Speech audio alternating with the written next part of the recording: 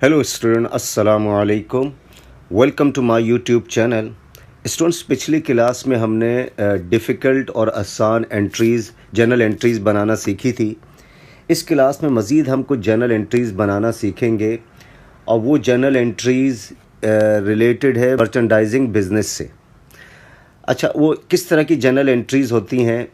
किसी भी बिज़नेस में जब हम स्टॉक ख़रीदते हैं तो उसकी क्या जर्नल एंट्रीज़ होती है, उस स्टॉक को जब वापस करते हैं तो क्या जर्नल एंट्रीज़ होती है, स्टॉक को जब बेचते हैं तो क्या जर्नल एंट्री होती है, स्टॉक बेची हुई चीज़ वापस हो जाए तो उसकी जर्नल एंट्री क्या होती है, उसको इंशाल्लाह हम सीखते हैं इस क्लास के अंदर। अब आपको पता है स्टॉक ऑफ गुड्स जो है वो बेसिकली करंट एसेट्स है। अच्छा, इसकी डेफिनेशन क्या है कि वो माल जो ख़रीदा जाए इस नीयत से कि हमने उसे बेचना है। अब ये बढ़ता भी है और ये घटता भी है। अगर स्टॉक जब बढ़े ख़रीदने की वजह से तो हमने परचेज़ अकाउंट ओपन करना है, और अगर ये घट जाए बेचने की वजह से तो हमने सेल्स अकाउंट ओपन करना है। अब बेची हुई चीज़ वापस हो जाए, बेचने से तो स्टॉक घट जाता है, अगर बेची हुई चीज़ वापस हो जाए तो स्टॉक बढ़ता है। तो हमने स्टॉक का लफ्ज़ इस्तेमाल नहीं करना है। किस वजह से स्टॉक बढ़ रहा है? सेल्स। अगर सिर्फ सेल लिखेंगे तो घट जाएगा, तो सेल्स रिटर्न अकाउंट। इसी तरीके से स्टॉक जब ख़रीदते हैं तो स्टॉक बढ़ जाता है तो परचेज़ अकाउंट ओपन होगा, लेकिन अगर ख़रीदी हुई चीज़ वापस कर दें तो स्टॉक हमारे पास से घट जाता है, तो उसके लिए परचेज़ रिटर्न अकाउंट ओपन करेंगे। अब इससे रिलेटेड कुछ जर्नल एंट्रीज़ देखते हैं। गुड्स ख़रीदा ऑन क्रेडिट 1,00,000 रुपए का। तो गुड्स ख़रीदें, गुड्स बढ़ रहा है, तो मैंने आपसे बताया गुड्स का लफ्ज़ या स्टॉक का लफ्ज़ इस्तेमाल नहीं करना है, बढ़ने की वजह इस्तेमाल करना है। तो यहाँ पर स्टॉक जो गुड्स के बढ़ने का मतलब है एसेट्स का बढ़ना, एसेट बढ़ जाए record on the debit side. तो हमने गुड्स का लफ्ज़ या स्टॉक का लफ्ज़ इस्तेमाल नहीं करना है, हमने उसके बढ़ने का रीज़न लिखना है। तो सर परचेज़ की वजह से बढ़ गया, तो परचेज़ डेबिट।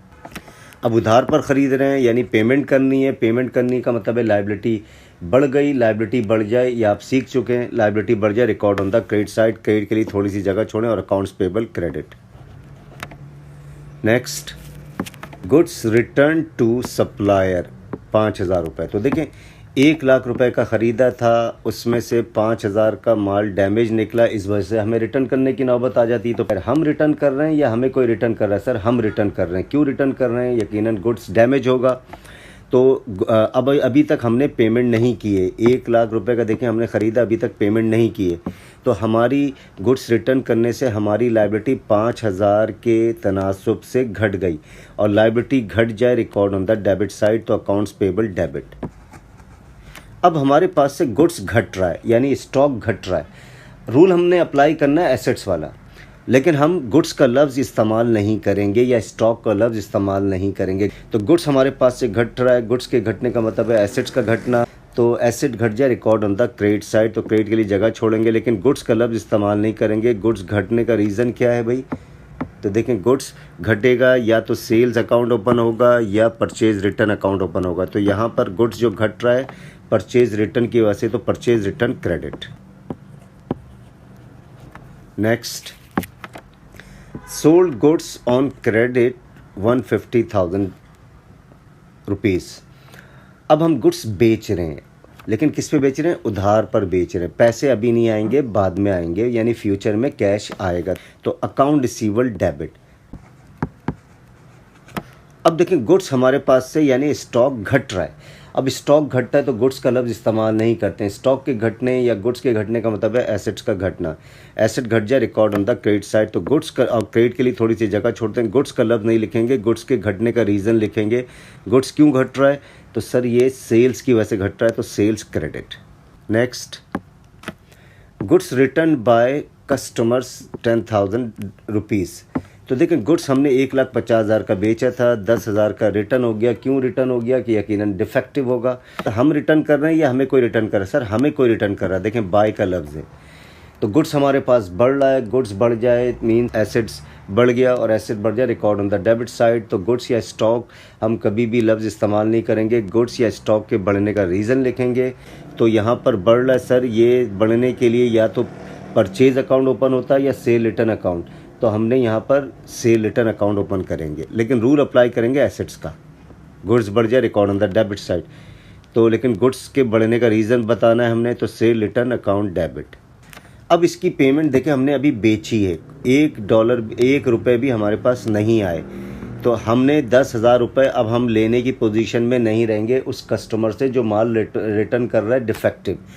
तो हमारा अकाउंट रिसीवल 10,000 रुपये से घट जाएगा, और अकाउंट रिसीवल के घटने का मतलब है एसेट्स का घटना, एसेट घट जाए, record on the credit side, account receivable credit.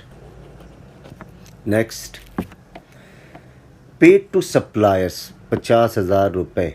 ख़रीदा कितने का था? 1,00,000 रुपये का। तो देखें 1,00,000 रुपये का हमने ख़रीदा था माल, 1,00,000 रुपये का, जिसमें से 5,000 रुपये का माल वापस कर दिया। अब हम पेमेंट कितने 90,000 अभी 95,000 अभी भी पेमेंट करनी है, जिसमें से हम पेमेंट कितनी कर रही हैं? 50,000 रुपये। ज़रूरी नहीं है कि पूरी की पूरी पेमेंट की जाए। अब 50,000 से हम जब पेमेंट कर रहे हैं तो हमारी लायबिलिटी घट रही है, और लायबिलिटी घट जाए record on the debit side, तो अकाउंट्स पेबल डेबिट। अब कैश जा रहा है हमारे पास से, अगर चेक के थ्रू पेमेंट करते हैं तो बिज़नेस का बैंक अकाउंट घट जाता है। यहाँ पर कैश जा रहा है क्योंकि चेक के थ्रू पेमेंट नहीं हो रही, तो कैश घट रहा है बिज़नेस में। हमने बिज़नेस पॉइंट ऑफ व्यू से सोचना है। कैश के घटने का मतलब है एसेट का घटना, और एसेट घट जाए record on the credit side, तो कैश क्रेडिट। नेक्स्ट, अब received cash from customers 90,000 rupees. तो देखिए हमने बेचा कितने का माल था? 1,50,000 रुपये का, जिसमें से 10,000 का माल वापस कर दिया कस्टमर ने। तो अभी भी 1,40,000 रुपये लेने हैं।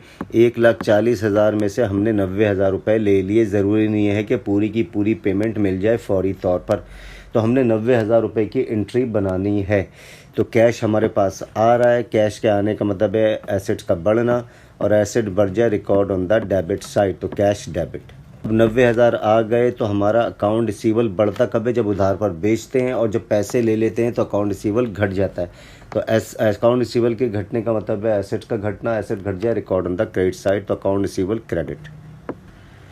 Next, paid rent ₹15,000। 15,000 रुपये किराया दे रहे हैं हम। अब किराया दे रहे हैं, रेंट किसी पर्सन का नाम नहीं होता, किसी शख्स का नाम नहीं होता। किराया दे रहे हैं सर, तो किराया देने से एक्सपेंस बढ़ जाता है। यानी आप कहते हैं ना सर किराया दिया, तो इसका मतलब है एक्सपेंस हो गया, और एक्सपेंस हो गया क्या माने? एक्सपेंस बढ़ गया।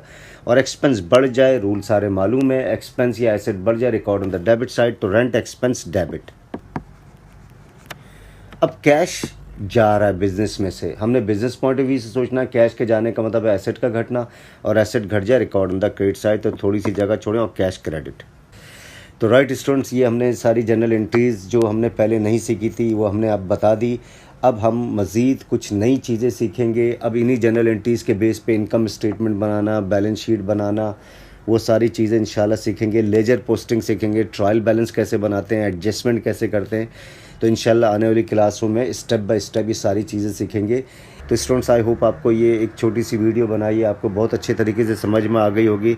Still if you have doubt you can write on a comment box. अगली क्लास तक के लिए खुदा हाफिज़।